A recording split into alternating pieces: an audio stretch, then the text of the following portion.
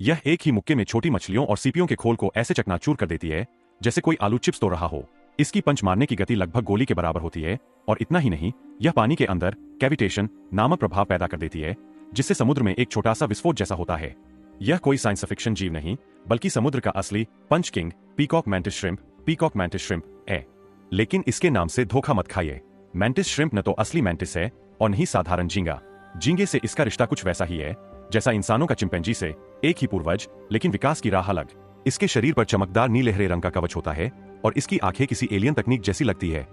दोनों आंखें अलग अलग दिशाओं में घूम सकती है।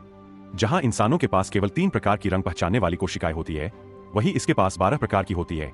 यह केवल रंग ही नहीं, बल्कि पराबैंगनी किरणें और ध्रुवीकृत प्रकाश भी देख सकती है।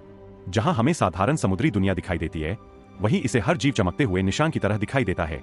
इसलिए समुद्र में छिपना लगभग नामुमकिन है। सिर्फ 15 सेंटीमीटर लंबा यह जीव एक बेहद खतरनाक शिकारी मशीन है।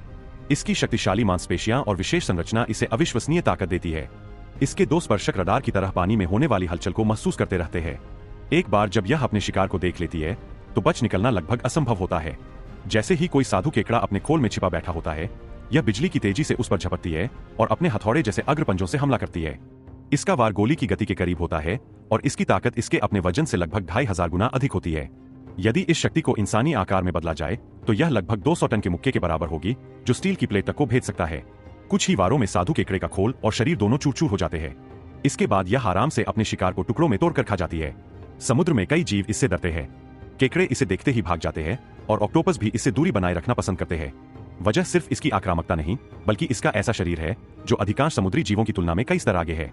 दिलचस्प बात यह है कि पिछले करोड़ों वर्षों में पीकॉक मैंटिस श्रिम्प में बहुत कम बदलाव आया है। ऐसा इसलिए नहीं कि यह विकसित नहीं हो सकी, बल्कि इसलिए कि शुरुआत से ही यह अपने काम में लगभग परफेक्ट थी।